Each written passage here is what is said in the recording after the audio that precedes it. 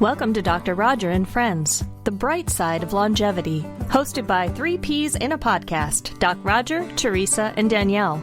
Thanks for joining us for coffee and conversation.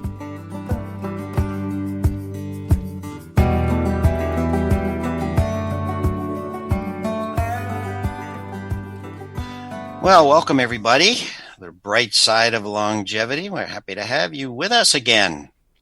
It's nothing without you guys. We'd just be three people talking over coffee. That's all it would be. But knowing that you're out there makes it a whole lot better.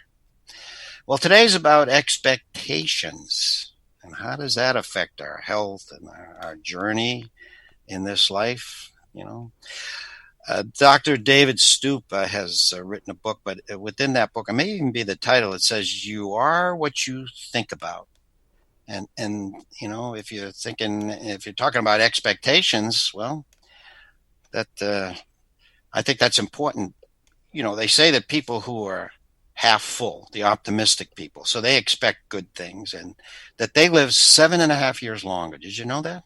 Yeah, it's a powerful bit of research, 7.5 years. And those are the people who think about their future and, yes, aging as a time of growth and purpose and fulfillment. They not only live that much longer, but they live better. They have less illness, and they're better physically, and they have better brain health. There's so many benefits to choosing to see your future as an opportunity and not a burden. And I think the opposite is true. I mean, rather than just, okay, people have their normal life, and if they're positive, it's so much better. But if it's negative, it's so much worse, isn't it? Absolutely. The research shows that clearly. Yeah. It's just not about, you know, depression or stress or things like that. It's cancer, and it's dementia, and it's heart disease, and it's all the bad players. Yep. So it's a pretty important thing. So, you know, we hear about positive thinking and things like that. You know about that, Danielle. Tell us about positive. I always, I consider myself a Pollyanna, and I think that's become a bad word. And I feel like I should clarify. There's positivity and there's magical thinking. You know, the positive person is going to expect the best outcome and plan for the best, but it's very action-based. You know, if something doesn't go exactly right, they're going to adapt, and they're going to say, how can I turn this into the best possible experience? So when I say I'm a Pollyanna, I'm thinking that way. I'm not thinking of, the annoying person when you're going through something rough and they say, oh, hang in there, it'll get better. And you just want to throw something at them.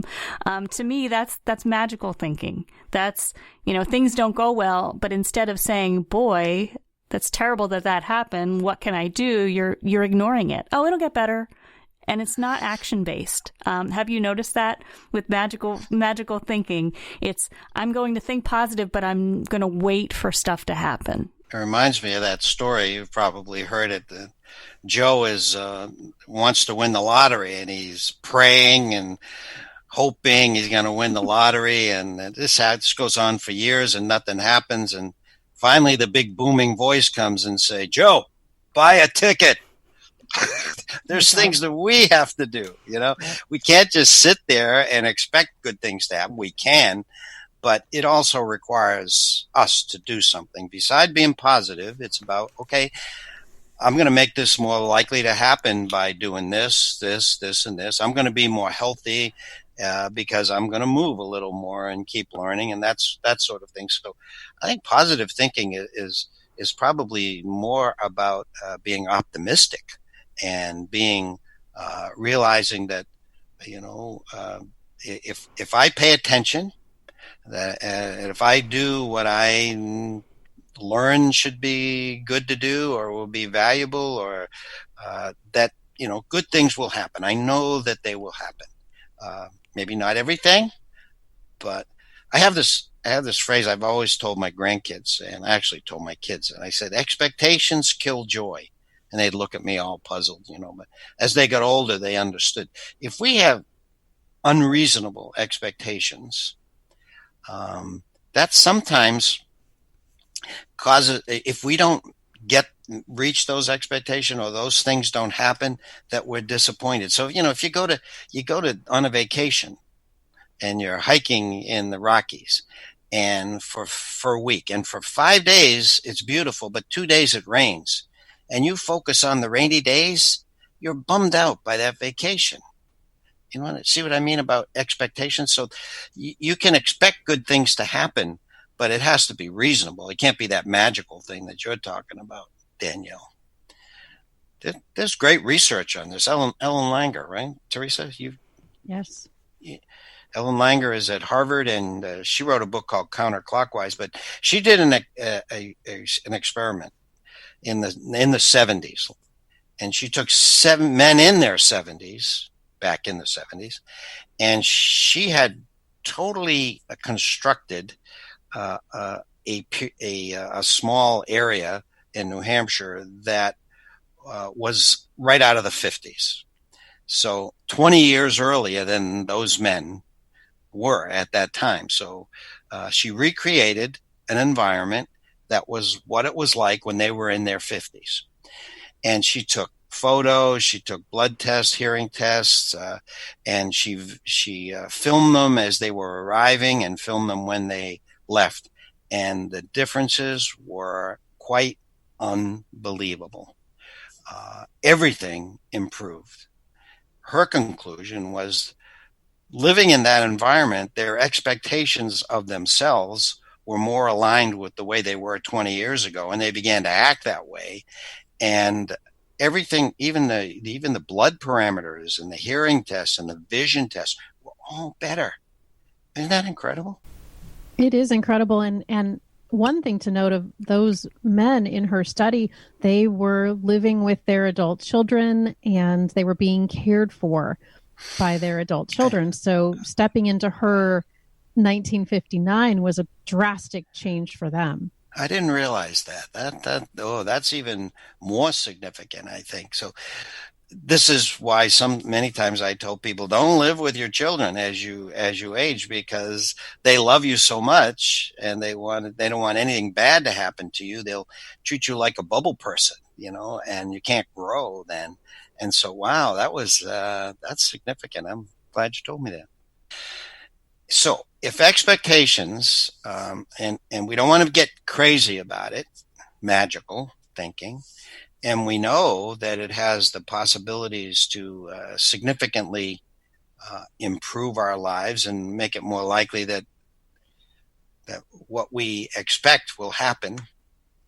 This isn't a story, but it's a quote. So Henry Ford, you've probably heard the quote where he says, if you think you can do something, or you think you cannot do something, you're probably right. I think this goes right to the heart of what we're talking about today. That and Thoreau said, you will never hit what you don't aim at.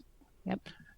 So you got to be ready to fail, or maybe fall short of what you maybe wanted to achieve, but celebrate what you do achieve, because indeed, if you do stretch, if you get out of your comfort zone, if you stretch a little bit, you will improve. Again, with reasonable expectations, you'll reach them. And if they're unreasonable, well, be satisfied with what you do achieve, because you will improve, and that's what you should celebrate. But, if you adapt, you expect the best, and maybe the best doesn't happen, and you adapt, sometimes something better happens, but it's action-based. The men in the study were not being taken care of. They were like, no, you'll carry your own bags upstairs, you'll do. That is a key point, Danielle. I'm so glad you raised it. I know in my life, and maybe perhaps you've had it too, that there was something that I thought I just had to have. Like I wanted to go to a particular medical school or something. I had to do that. And I didn't get in to that medical school, and I was all bummed out, and thinking that, I had fallen short and feeling badly about myself. But got into a magnificent medical school that for me was much more appropriate and catapulted me into a life that I hadn't seen for myself but which I know now was much better for me. I was much more suited for it. It was much more rewarding. And so sometimes be careful what you hope for. That's right. There's a great paper by Mather Lifeways, and it's an orange paper, and it's called Selffulfilling Prophecy, How Perceptions of Aging Affect Our Later Years. So highly recommend that. It's not a long, it's only 8 pages. It's a great paper. And they offer a story that I think really illustrates what we're talking about. And I'm not going to read it, but I'll paraphrase it. 2 women, they both slip on an icy sidewalk. They both sprain an ankle. They both obviously need to recover. And one was very diligent in her physical therapy and got her strength back. And her mobility was definitely limited for a little bit, but she took that as an opportunity to read some books that she had been putting off and catch up with family and friends with her tablet. So the same situation. The other woman decided it was the beginning of the end, that things were going to just go downhill from there. She only halfway did her rehab, and then her mobility got worse over time, and then her health began to fail because of her lack of mobility. So it really was the downward spiral, but the point is she decided that it was going to be that downward spiral.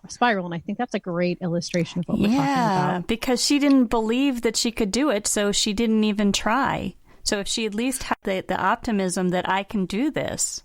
Ellen Langer, in this experiment we talked about, it launched her career. She has focused on this for the rest of her career. She was quite young at the time, and she's been at it now for decades.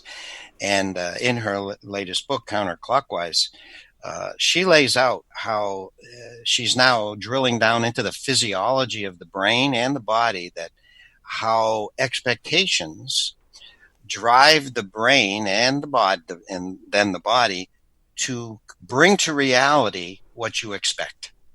Again, you may not always make it. So I think that's just magical there. That's a good magical thing. I think it's about expecting great things, having a positive attitude, be confident, and yet be able to accommodate. We hope this podcast is a source of inspiration. If you're ready to dive deeper into these concepts and really apply them in your life, join us over at Master Life. You'll have a personalized experience and lots of support to create your own long, bright future. mymasterlife.com. You've been listening to Dr. Roger and Friends, The Bright Side of Longevity. If you like the show, please rate and review, and be sure to click to follow.